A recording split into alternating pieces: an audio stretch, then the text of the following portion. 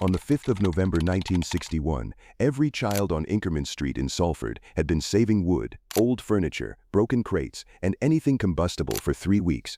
The bonfire in the middle of the street was 12 feet high by the time darkness fell, and by 8 o'clock the entire street was standing around it, the adults with mugs of tea, and the children with sparklers, and the smell of parkin and black peas drifting from the kitchen windows of the houses whose back doors were open.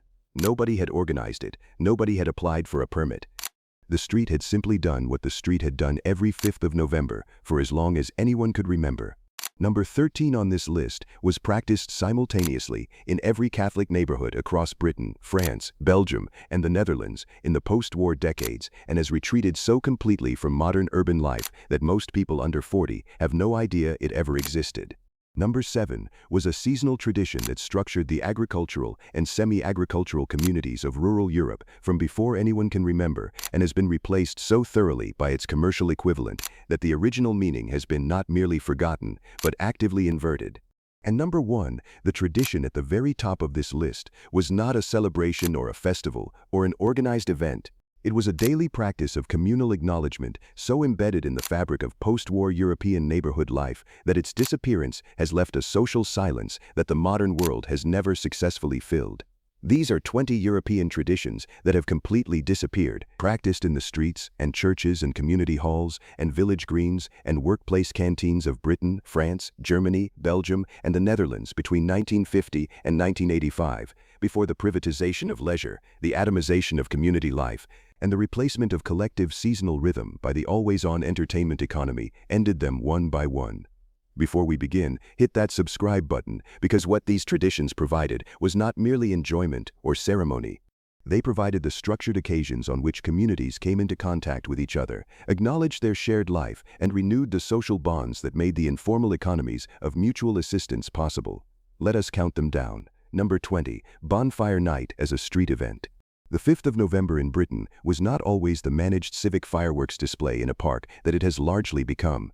For most of the post-war decades, Bonfire Night was a street event organized by the street itself, in which children collected wood for weeks beforehand, built the bonfire on the road or a nearby piece of waste ground, and conducted the evening's proceedings in a spirit of radical informality that included fireworks let off in the street without any barrier between the person holding the rocket and the people watching it. The bonfire of the 1950s and 1960s was a community event in the most literal sense. It happened in the public space of the street, it involved everyone who lived there, and it required the spontaneous cooperation of an entire neighborhood.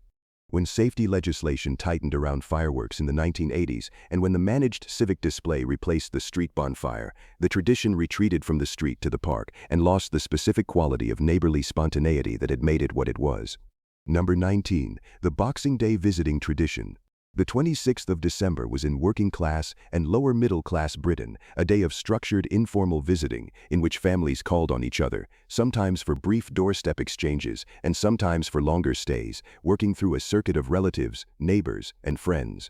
The Boxing Day visitor arrived without advance notice because the practice was understood by everyone, was welcomed because the food and drink of the Christmas season was still on the table, and departed for the next call after perhaps an hour of news, gifts, and the specific pleasure of seeing people whose company was valued but who were not seen as often as they were thought about. Its replacement by the extended family Christmas gathering that persists for selected close relatives only, and by the Boxing Day sales that direct attention outward to the shops rather than inward to each other, has left the 26th of December as a day without a clear social purpose for millions of people. Number 18, the Whit Walk and Whit Sunday procession. In the industrial towns of northern England and in the equivalent traditions of Catholic communities across France, Belgium, and the Netherlands, the Whit Sunday procession was one of the great public spectacles of the post-war calendar, in which the Sunday schools and parishes of an entire town took to the streets in their best clothes, walking in formal procession behind their church or chapel banner to a central gathering point for hymns and speeches. A child who walked in the Whit Walk in a town like Wigan, Oldham, or Barry in the 1950s and 1960s experienced the entire social geography of their community made visible in a single afternoon, every church and chapel and Sunday school in the town represented, every family on their street present in the crowd. When church attendance declined, and when the Whit Bank holiday was replaced by the Spring Bank holiday in 1971, the Whit Walk faded from most of the towns where it had been practiced for a century. Number 17. The Harvest Festival in the local church. The Harvest Festival service, in which local churches were decorated with produce from surrounding farms and allotments, and in which food was brought by the congregation to be distributed afterward to elderly and vulnerable members of the community, was a feature of the autumn calendar in British, French, and German communities from well before the Victorian era through to the 1970s. A child who carried a tin of soup or a jar of jam to the Harvest Festival was participating in a genuine act of community redistribution and experiencing the church as a social institution whose practical function extended beyond the spiritual. When church congregations declined, and when the welfare state assumed more of the social function that the Harvest Festival had partially served, the tradition retreated from the mainstream to the residual. Number 16. The May Day celebrations and the Maypole. May Day as a genuine community celebration persisted in rural and semi-rural communities across Britain, France, and Germany well into the post-war decades in forms that included the Maypole dance, the crowning of the May Queen, and the organized outdoor games that marked the beginning of the outdoor season. A village in Derbyshire, or a small town in Normandy, that celebrated May Day in the 1950s was enacting a tradition that stretched back to the pre-industrial world, adapted and maintained through the industrial era as a marker of seasonal transition.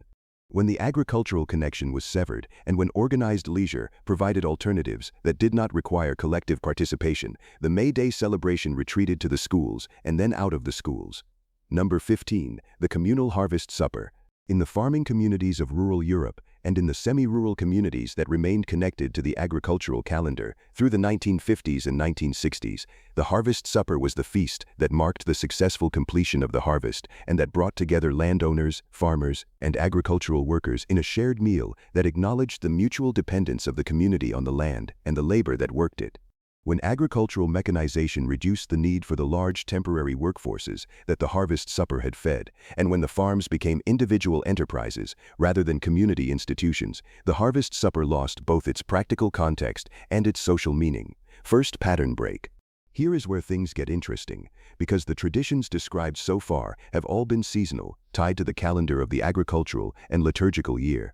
But the next entries describe the community traditions that were not seasonal but continuous, the daily and weekly practices that structured the working-class European community's experience of its shared life in the streets and workplaces and public spaces of the post-war decades. Number 14. The Working Men's Club Annual Trip. The seaside trip organized by the Working Men's Club, the social club attached to the factory, the parish club, or the trades union branch, was one of the most anticipated events of the year for the families of working-class communities across Britain and across the equivalent institutions of northern France, Belgium, and the Netherlands. The annual trip to Blackpool, to Morecambe, to the coast of Normandy, or the beaches of the Zeeland Islands was organized and funded by the club throughout the year, with members contributing a small weekly sum to a holiday fund that produced the coach fare, the admission tickets, and sometimes the meal that made the day possible for families whose annual holiday was otherwise limited. The Working Men's Club trip was not merely an outing. It was a demonstration of what collective organization could achieve for people who could not individually afford what the collective could provide. Number 13. The Palm Sunday Procession and Holy Week Observances. In Catholic communities across Britain, France, Belgium, the Netherlands, and southern Germany, the Holy Week observances from Palm Sunday through Good Friday were public community events that took the liturgical calendar into the streets, with processions and outdoor stations of the cross that marked the week as different from all others. A Catholic child in a working-class district of Liverpool, Lyon, Liège, or Munich in the 1950s and 1960s experienced Holy Week as a total community event in which the street, the school, the family, and the church were all operating simultaneously in the same ceremonial mode. When Catholic practice declined through the 1970s and 1980s, the Holy Week traditions retreated from the streets into the churches. Number 12. The Guy Fawkes Penny for the Guy. The tradition of children making a Guy Fawkes effigy from old clothing stuffed with newspaper, positioning it on a street corner or outside a public house, and requesting a penny for the guy from passers-by was a form of licensed childhood fundraising that persisted in British working-class communities from the Victorian era through to the late 1970s. The tradition was understood by everyone who participated in it as a seasonal rite whose legitimacy rested on its antiquity rather than on any formal organization or permission. When fireworks became more expensive and more regulated, and when the tradition of making a guy was displaced by other autumn activities, the penny for the guy retreated from the street. Number 11. The Remembrance Sunday Street Gathering. Before the managed civic ceremony at the War Memorial became the primary form of Remembrance Sunday observance, the 2 minutes of silence at 11 o'clock was observed in the streets themselves, with traffic stopping, pedestrians halting, and the entire public space of the community becoming briefly still in a spontaneous collective act of commemoration that required no organization because it was understood by everyone. The transition from the spontaneous street observance to the organized ceremony at the War Memorial has not eliminated the tradition, but has changed its character, from a community performing a shared act of remembrance in its own public space to an audience observing a ceremony organized by others. Number 10. The Parish Hall Whist Drive and Beetle Drive. The Whist Drive and the Beetle Drive. Organized card and dice games played in rounds at communal tables, with participants moving between tables after each hand, were the primary form of organized community social entertainment in working-class British parishes and their continental equivalents from the late Victorian era through to the early 1980s. A parish hall that ran a weekly whist drive was providing a social event that cost almost nothing to attend, required no alcohol to sustain, produced genuine excitement and competition, and served as one of the primary settings in which the social relationships of the neighborhood were maintained and renewed. When bingo, television, and eventually the internet provided alternative forms of entertainment that did not require leaving the house, the whist drive lost its audience. Second pattern break. This next one is where the most intimate traditions lived. Because the traditions described so far have all been public or semi-public, requiring a venue and a critical mass of participants to exist. But the next entries describe the domestic and family traditions of the post-war European working class that were practiced within the household and the immediate neighborhood in ways that were invisible to the official calendar but that structured the texture of daily life as powerfully as any civic ceremony. Number 9. The Sunday Afternoon Walk. The post-Sunday dinner walk was a tradition in working-class and lower-middle-class European families from the Victorian era through to the late 1970s, in which the family put on their best clothes after the Sunday roast and walked together to the park, the promenade, or through the streets of the neighborhood, in a weekly ritual that was simultaneously exercise, social display, and family time organized around movement rather than destination.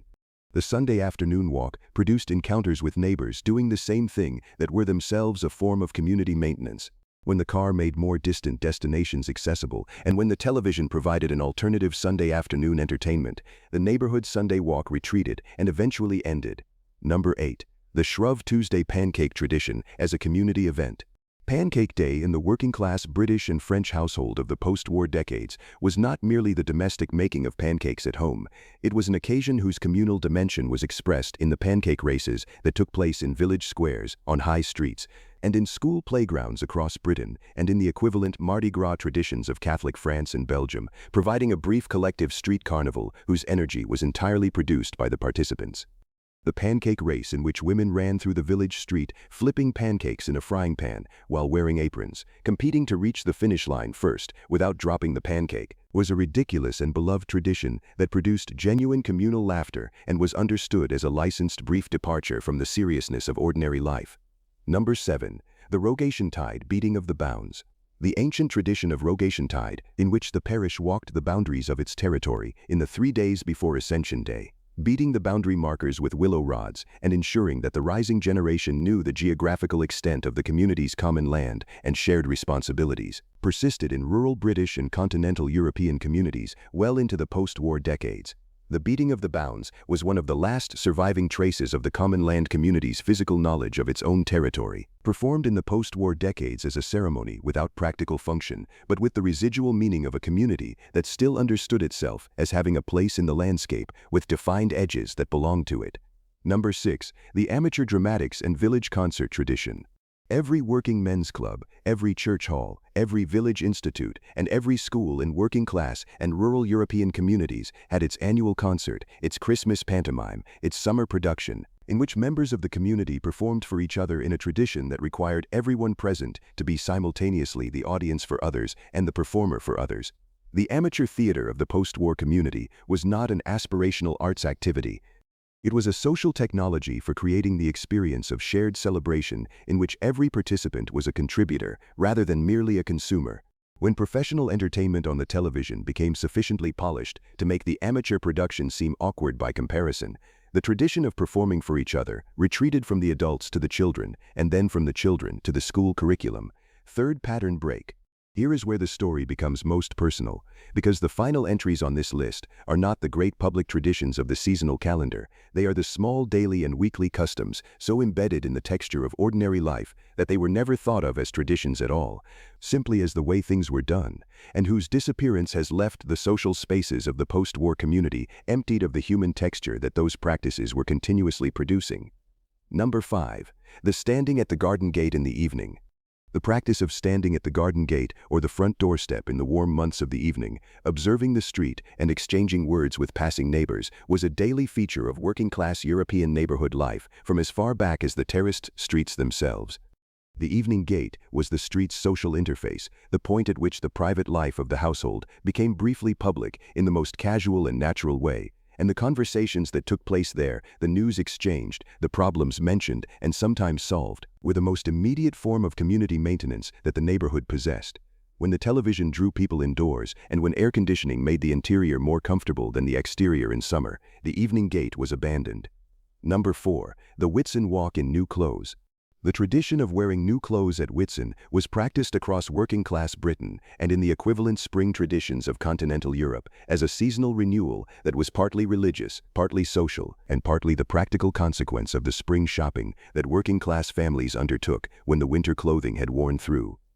The specific pleasure of the Whitsun new outfit, the pride of the child who wore their new clothes to church and then to the Whit Walk, was the seasonal equivalent of the Christmas present, a moment of material newness that marked the year's turning and was shared with the entire community on the same day.